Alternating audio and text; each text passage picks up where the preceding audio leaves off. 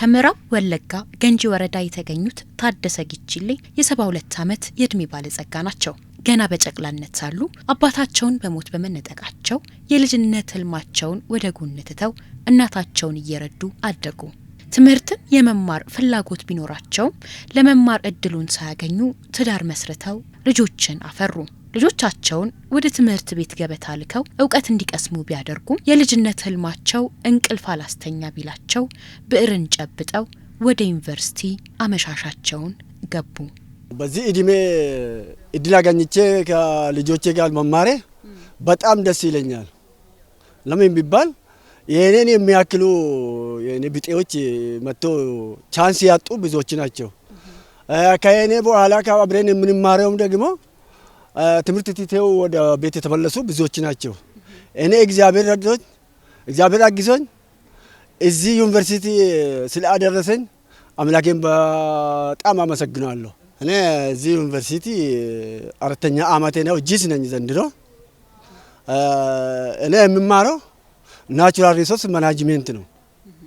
እሱን ነው የምማረው፣ እሱን ነው የማጠናው። እሱን ተምሬ በቃ አገሬንና ወገኔን ለማርዳት ፈልጌ ነው በተቻለልኝ መጠን እነሱን አግዛለሁ ብዬ ነው የምማረው።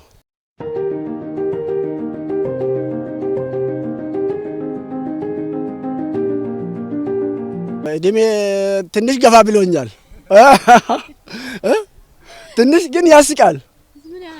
አይ ለአምላኬ ምስጋና እንጂ ዘንድሮ ወደ 72 ዓመት ሆኛለሁ። 72 ዓመቴ ነኝ። በ72 ዓመቱ ተመራቂ ኖት? አዎ። እና ስሜቱ ምን ይመስላል በዚህ እድሜ ላይ ተመራቂ? ስሜቱ በጣም እየተሰማኝ ነው። በጣም እየተሰማኝ እኔም ሳይሆን ቤተሰቦቼ በጣም እየተደሰቱ ናቸው። አሁን ከቤትም እየተደሰቱ ናቸው። ዘንድሮ እግዚአብሔር ካለ በቃ ተመርቄ ማግባት ፈልጋለሁ። የጂሲነት በጣም ደስ ይለኛል እንጂ እንደነሱ ህፃን ሆኜ ለማስራት ምኞቴ ነው። ይሰራለሁ ከነሱ ጋር እነሱ የሚሰሩትን ነገር ይሰራለሁ። ሁሉንም ነገር በቃ ይሳተፋለሁ።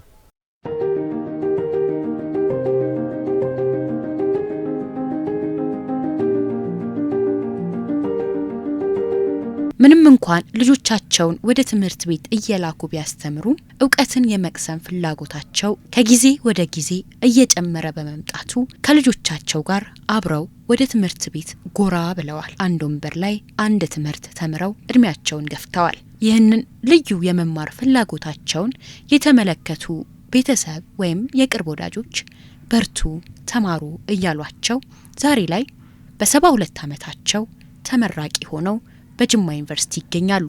ከአራት ልጆች ስማር የነበርኩ እኮ አንድ ክፍል ስንማር እኔ በአስረኛ ከሱ በቃ ለአንድ ነጥብ ብዬ ቀርቼ እሱ አርባ ምንጭ ወጋሪ ታደሰ ይባላል። አርባ ምንጭ 4 ዓመት ተምሮ ማርቆ አሁን አስተማሪ ነው፣ ያስተምራል። ልጆች?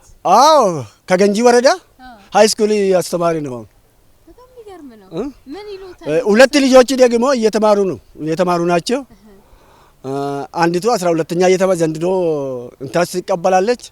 አንድ ልጅ ደግሞ 11ኛ ይማራል። ወደ 6 ልጆች ደግሞ ባል አግብቶ ልጆች አፍርቶ ተዛኝተው እየኖሩ ናቸው። ያነሳሳኝ ነገር ቢኖረኝ ከዚህ በልጅነቴ ስማር ቆይቻለሁ እና አባቴ በሕፃንነቴ በ5 ዓመቴ ነው የሞቱ። እናቴ ናቸው ያሳደጉኝ። የትምህርት ፍላጎት አለኝ። ከዚያ በኋላ ሚስት አገባሁ። ቤተሰቦች በቃ አፈራሁት። ቆይቼ የትምህርት ፍላጎቴ ከውስጤ ያልተዘረዘ ስለሆነ በቃ ስለተሰማብኝ በቃ ዩኒቨርሲቲ ምን ይመስላል ብዬ ለማግባት ምኞቴ ሆነ።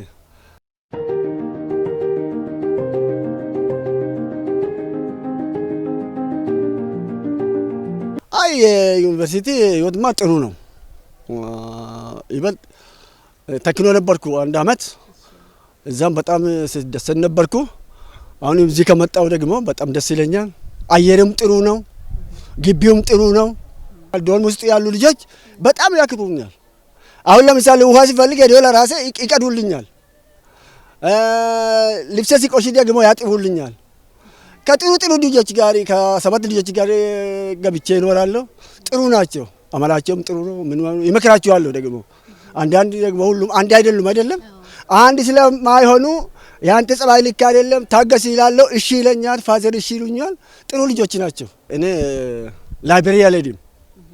ዶርም ተቀምጬ ነው የምዋለው። እስከ 6 ሰዓት እስከ 7 ሰዓት ዶርም ተቀምጬ ነው የምማረው። ልጆቹ ላይብረሪ ይሄዳሉ። እኔ ብቻዬን ቁጭ ብዬ ነው የማጠናው። ያም ሆነ ይሄ እንደ ሕፃንነቴ ሳይሆን አሁንም ምንም ችግር የለም። ደስ ይለኛል፣ ይገባልኛል። እየሰራሁም ነኝ። አሁን ከዚህ የበለጠ ገቢ ለማስራት እጥራለሁ። አቶ ታደሰ በዩኒቨርሲቲ ቆይታቸው ትዝብታቸውን ሲያጋሩ የዩኒቨርሲቲ ሕይወት መልካም ቢሆንም ተማሪዎች በተለያዩ ብልጭልጭ ነገር መታለላቸው መልካም አለመሆኑን ይገልጻሉ። ለትምህርታቸው ይበልጥ ትኩረት ሰጥተው እንዲከታተሉም ይመክራሉ። ለትውልዶች ማስተላልፈው መልእክት ቢኖረኝ ከዚህ በፊት ሲናገር ነበርኩ። አሁን ሕፃናቶቹ ሆነ ወጣቶች በአሁኑ ጊዜ ትምህርት አይፈልጉም። ለምን ቢባል የሚወድቁ ከሆነ ወደ ሌላ ነው የሚሮጡ። ደግሞ መቀባበል፣ ማጽናት፣ እኔን አይተው ደግሞ ብርታት ተሰምቶባቸው እንዲማሩ ነው ፍላጎቴ። እኔን አይተው እንዲማሩ ነው እንጂ እኔ ለደሞዝ ለምናምን ብዬ አይደለም የተማርኩት። እኔ ያለኝ እግዚአብሔር የሰጠልኝ ይበቃኛል። ከእኔ ኋላ ያሉት ታዳጊ ሕፃናቶች፣ ወጣቶች እኔን አይቶ እንዲማሩና ለዚች አገር አንዳንድ ነገሮች እንዲሰሩና አገራችን እንዲደግፉና እንዲያስተምሩ ዶክተር እንዲሆኑ ፕሮፌሰር እንዲሆኑ ያልተማሩትን ሰዎች እንዲያስተምሩ ብዬ መልእክቴን አስተላልፋለሁ። አቶ ታደሰ እንደ ተመራቂ ተማሪነታቸው በርካታ ነገሮች የሚያስፈልጋቸው በመሆኑ ሰዎች ቢያግዟቸው አለን ቢሏቸው ደስ እንደሚሰኙ ይገልጻሉ። ከዚህ ቀደም እንረዳዎታለን ያሏቸው ሰዎች ሆነ የመንግስት አካላት አንዳንድ ቃል የገቡላቸውን ነገሮች ቢፈጽሙላቸው ዛሬ ላይ ደስተኛ እንደሚሆኑ ይገልጻሉ።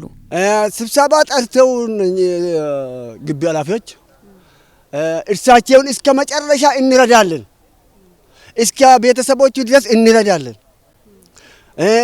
የሚያስፈልጋቸውን ነገር ደግሞ እናደርግላቸዋለን ብለው ቃል ኪዳን ገብተውልኝ ነበር እና እስከ ዛሬ ምንም ነገር ያየሁት ነገር የለም።